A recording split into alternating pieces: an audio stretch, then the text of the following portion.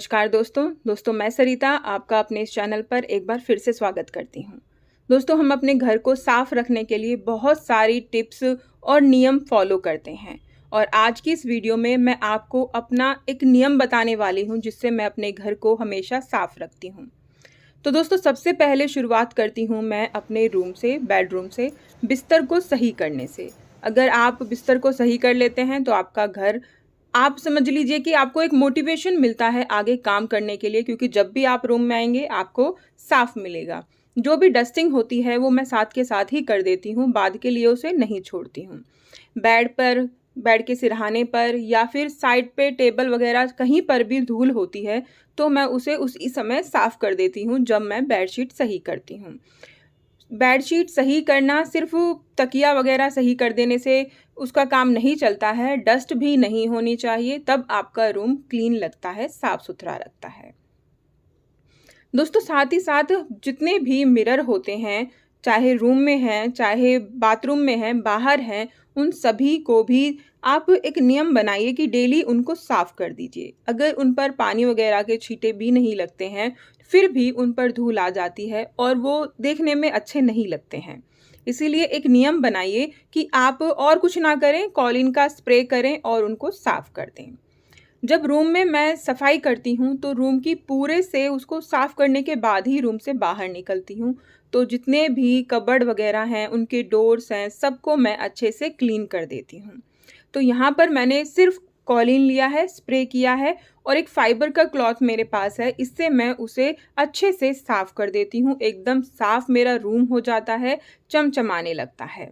जितने भी एरियाज़ होते हैं जिनको डस्टिंग की ज़रूरत होती है, उन सब की मैं डस्टिंग कर देती हूँ और वही एक कपड़ा मेरे सारे रूम में जितनी भी डस्टिंग होती है उन सब को कर देता है और मेरा जो रूम है एकदम साफ़ सुथरा हो जाता है। चाहे वो टीवी यूनिट हो, टीवी हो, जितनी भी चीज़ें हैं, टीवी पर कभी भी कॉलिन का आप डायरेक्ट स्प्रे मत कीजिए, कपड़े पर स्प्रे करके आप उसको साफ़ कर दीजिए, आपका टीवी हमेशा साफ़ रहेगा। रूम में या फिर बाहर कहीं पर भी आप अपने स्विचेस को साफ़ करना मत भूलिए। जिस एरिया को मैं साफ़ करती हूँ उसकी हर एक चीज़ को मैं साफ़ करती हूँ, चाहे स्विच है, चाहे कुछ भी चीज़ वहाँ से रिलेट करती है। तो मेरे हर रूम का और घर के पूरे स्विच साफ रहते हैं। दोस्तों कपड़ों का नियम ऐसा है कि इनको तो डेली करना ही है, वॉश भी करना है, फोल्ड भी करना है। तो वॉश करने के बाद उन्हें हम सुखा भी देते हैं, लेकिन मिस्टेक हम करते हैं जब हम उनको सूखा हुआ उतारते हैं। हम क्या करते हैं, उतार कर उन्हें एक जगह पर रख देते हैं, सोचते हैं कि बाद में हम इन्हें फोल्ड करेंगे। लेकिन जब हम बाद में किसी और काम में लग जाते हैं और कपड़े पड़े हुए बहुत गंदे लगते हैं, आप तभी थोड़ा सा समय निकालिए और उनको फोल्ड करके रख दीजिए। जो आयरन वाले हैं उन्हें अलग कर दीजिए, जो टी शर्ट वगैरह है जिन पर प्रेस की ज़रूरत नहीं है उन्हें फोल्ड करके अलग रख दीजिए। आप देखिएगा आपका घर बहुत ज़्यादा साफ लगेगा और ये बहुत ही कम समय लेने वाली चीज़ें हैं। दोस्तों जो हमारा हॉल होता है ना, जहाँ पर सोफ़ा वगैरह रहते हैं, यहाँ पर तो बार बार दिन में कई बार हमको जो डीक्लटर करने की ज़रूरत पड़ती है, क्योंकि बच्चे या फिर कोई भी आता है और सामान वहाँ पे रख देता है। तो कोशिश कीजिए कि जब भी आप उसे देखें और तो सामान वहाँ से उठाकर उसकी जगह पर रख दें। दिन में एक बार आप अपने सोफ़ों को अच्छे से साफ़ कीजिए, उनकी डस्टिंग कीजिए और उनके जो कुशन्स वगैरह हैं उन सभी को अच्छे से लगा दीजिए। आपको किसी और चीज़ की फिर बार बार यहाँ पर डेकोरेशन की भी ज़रूरत नहीं पड़ेगी। मैं दिन में एक बार मॉर्निंग में ही ज़्यादातर मैं कोशिश करती हूँ कि मैं डस्टिंग कर दूँ, और कई बार ऐसा भी होता है कि मॉर्निंग बहुत ज़्यादा बिजी होती है तो मैं शाम में भी कर देती हूँ। कोई फिक्स टाइम ऐसा नहीं है कि मुझे इसी टाइम करना है और वो समय निकल गया तो उसके बाद मैं नहीं करूँगी, फिर मुझे जब समय मिलेगा मैं तब वो काम कर देती हूँ।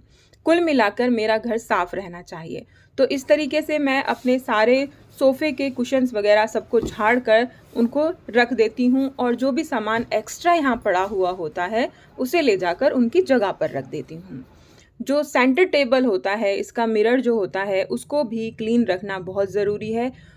जितना भी आप, मुझे दिन में 2 बार ये मेरा सेंटर टेबल क्लीन करना पड़ता है, क्योंकि मैं ज़्यादातर अपना जो बालकनी का गेट है ना उसे खोल के रखती हूँ, उससे हवा आती है तो धूल भी आती है हवा के वेंटिलेशन के चक्कर में धूल भी आ जाती है, तो इसलिए मुझे दिन में 2 बार कम से कम ये मिरर क्लीन करना पड़ता है।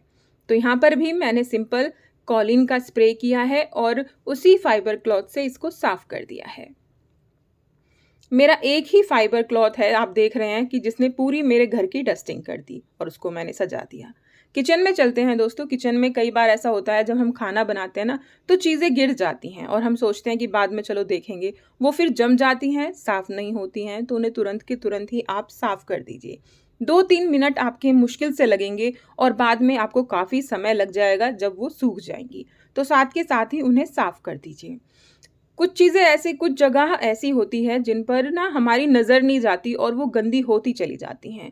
तो एक नियम अगर आप कुछ दिन तक फॉलो करेंगे ना, फिर उसकी आपको हैबिट पड़ जाती है, जैसे मुझे पड़ गई है। शुरू-शुरू में ये चिमनी अक्सर मुझसे रह जाती थी, लेकिन अब ये एक दिन भी नहीं रहती है, डेली साफ़ होती है।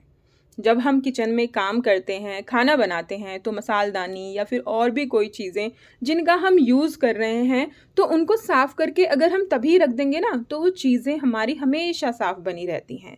जैसे मैंने मसालदानी को साफ़ करके रख दिया, दाल बनाई थी तो दाल के डब्बे निकाले थे, उन पर भी मैंने कपड़ा मार दिया और साफ़ करके उन्हें रख दिया। तो मेरी जो ड्रॉर्स हैं, उनके अंदर का सामान भी हमेशा सही रहता है, साफ़ रहता है।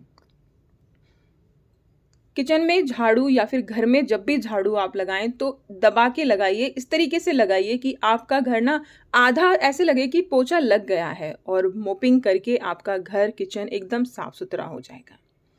दोस्तों, हम किचन में 2 से 3 बार खाना बनाते हैं, लेकिन एक हैबिट अपने अंदर डेवलप कीजिए। चाहे आपका किचन साफ भी है तो भी उस पे खाना बनाना तब शुरू कीजिए, पहले उस पे ना कपड़ा मार दीजिए काउंटर टॉप पे और आपके चूल्हे पर, और तब खाना बनाना शुरू कीजिए। तो दोस्तों, आज की वीडियो में बस इतना ही। फिर मिलते हैं नेक्स्ट वीडियो में। तब तक के लिए बाय बाय।